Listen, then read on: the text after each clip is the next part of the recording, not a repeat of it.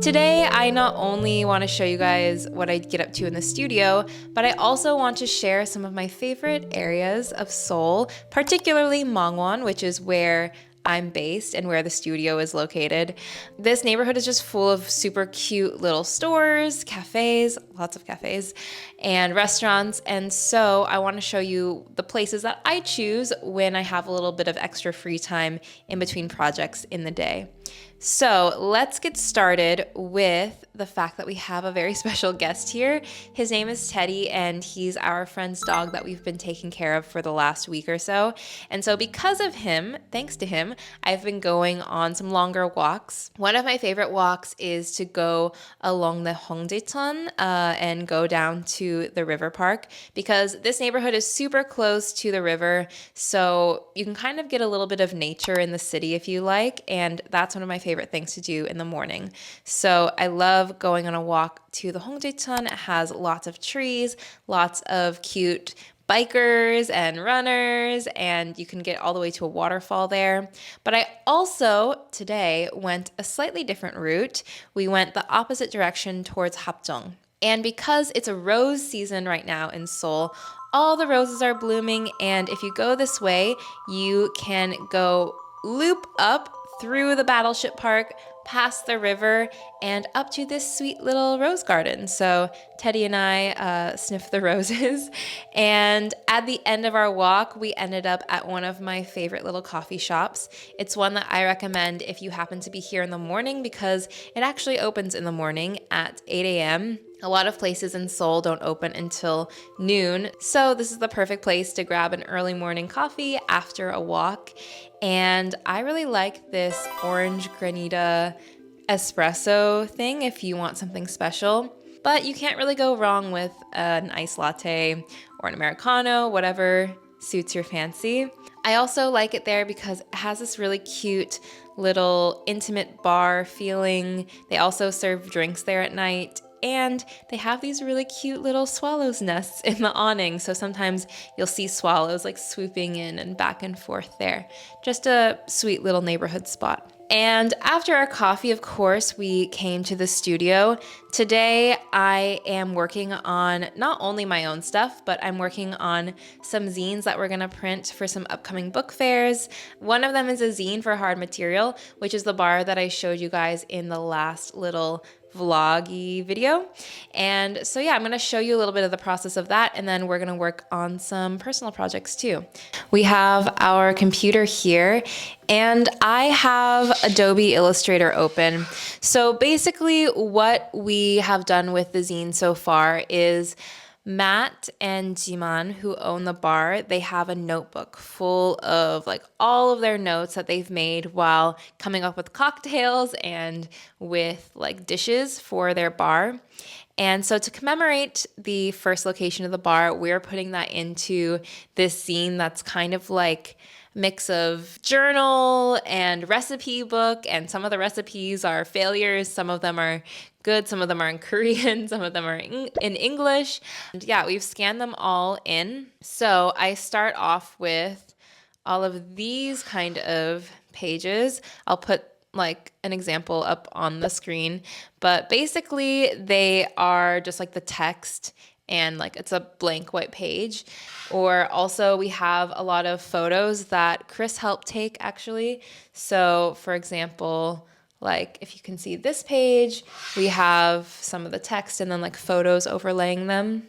I do everything in black and white to prepare for Riso, because when you send your images to the printer, they have to be in grayscale. It's easier also to gauge what parts are going to be dark and which parts are going to be light if you have it in grayscale. So you can see, okay, the black parts are going to be really saturated. The light parts are going to be really light. If you look at the layers on my screen, you'll see I have pink and teal, which are the two layers that I'm going to use. And then I have work in progress teal and work in progress pink, because some of these I've already organized. And then these other ones, like you could see this colored picture and text. These are kind of just mock-ups so far. I'm just going off of some notes that Matt left me after he kind of roughly organized the pages. So that's what I'm doing first, and keeping it separated in the two colors from the beginning just makes it a lot easier when you're printing and less confusing. Obviously, InDesign is kind of more made for editing books and stuff, but I just like using Adobe Illustrator. I think I'm just used to it. But I find it a little bit easier to move things around on artboards, and then when those are done, turning those into pages. But I'll show you guys what it will look like actually. The sample looks something like this. So like a lot of the photos will be pink and the text will be teal, and they use a lot of these like vintage graphics and stuff from like old kung fu books for their branding. So we've been incorporating some of those too. But yeah, that is the project for this afternoon. I'm just gonna like kind of organize some of the pages and get that going.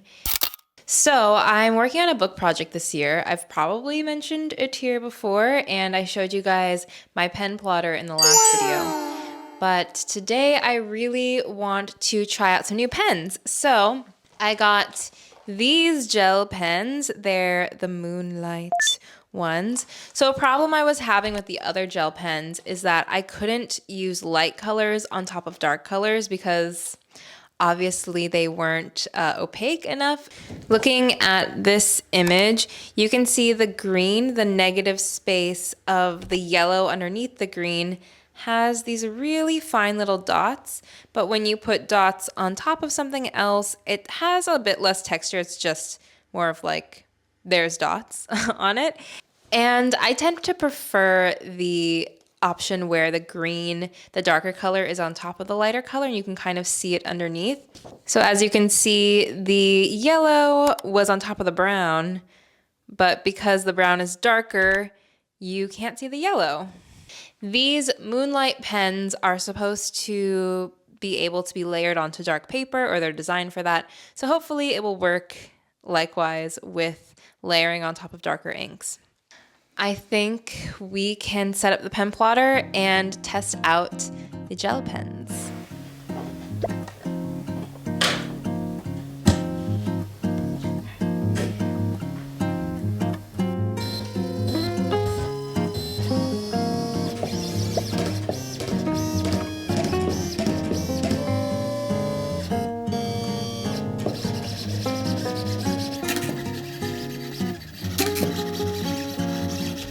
As you guys can see, the pen plotter is going in the background.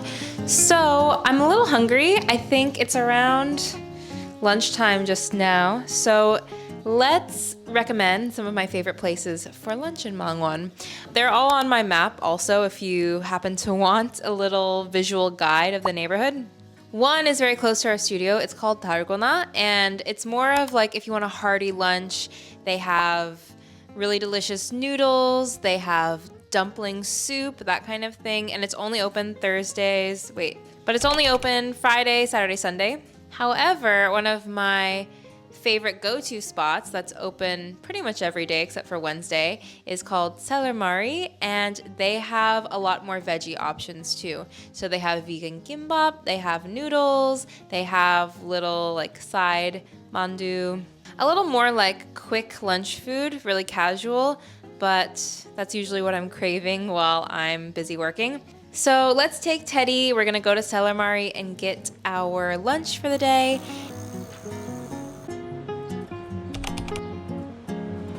Teddy, we're here.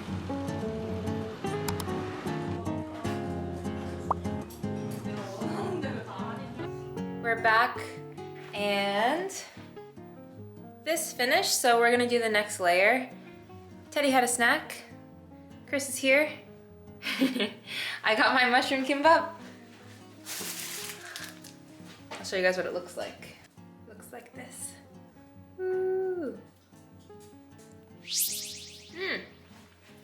So I think that these ones look quite a bit darker because they're opaque. So I'm considering maybe using this as a base and maybe using the other colors on top, or maybe even using a white gel pen and using the regular colors on top. We'll see. But for now, I'm just gonna keep going with this 4-color plan, these plus the brown. So next we'll do this green. I pretty much finished doing the zine mock-up. So I just need to lay out the text. I'm not really sure how I wanna do that, but I at least just have all of the pages placed, and we still need to add photos and stuff. But again, as you can see, we have the teal layer, pink layer, and then all my work in progress layers there.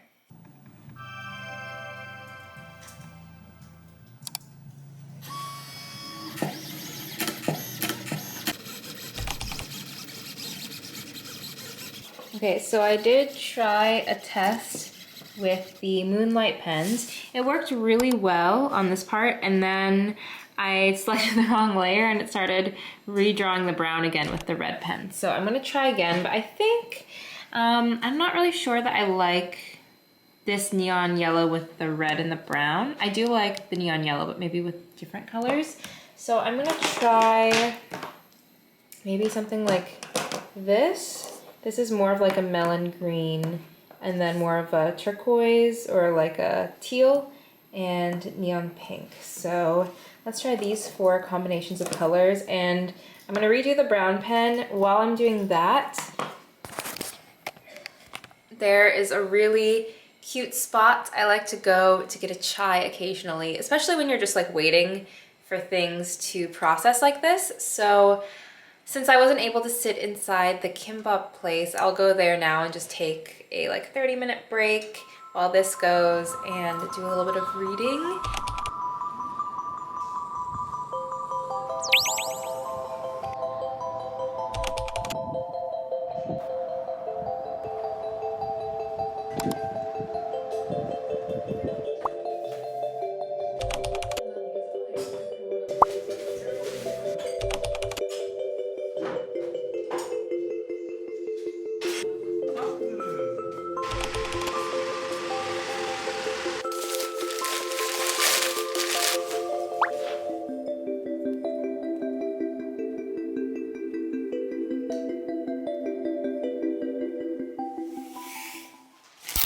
As you guys can probably tell, it's later in the day now.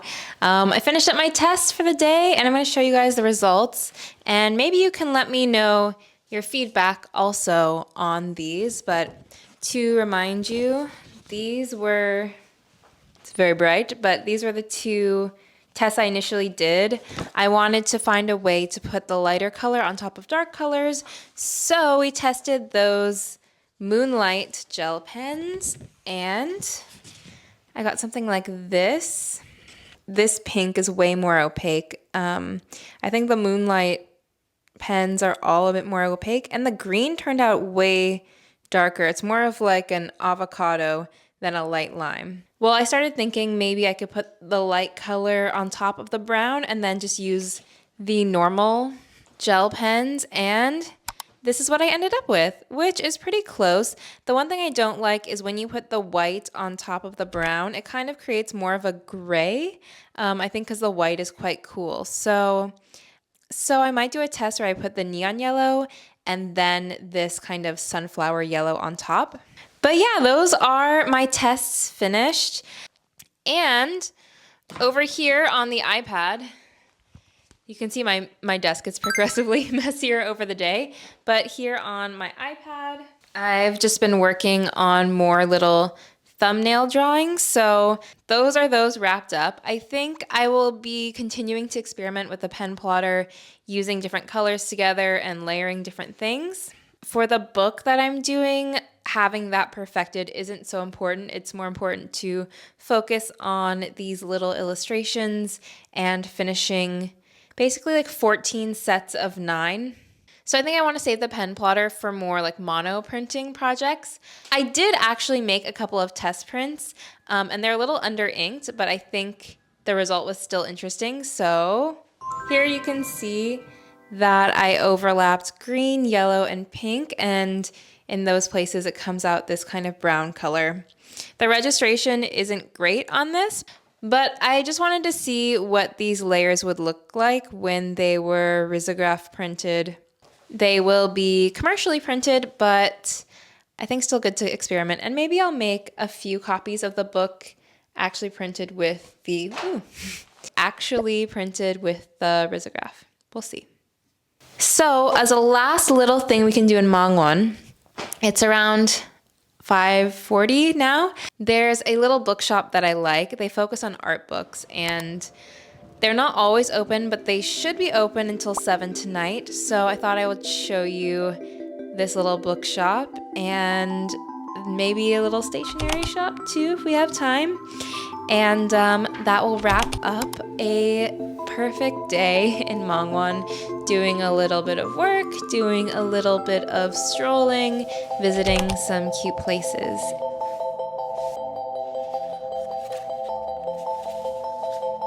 Often I get asked if I like Korea and if it's comfortable here for me.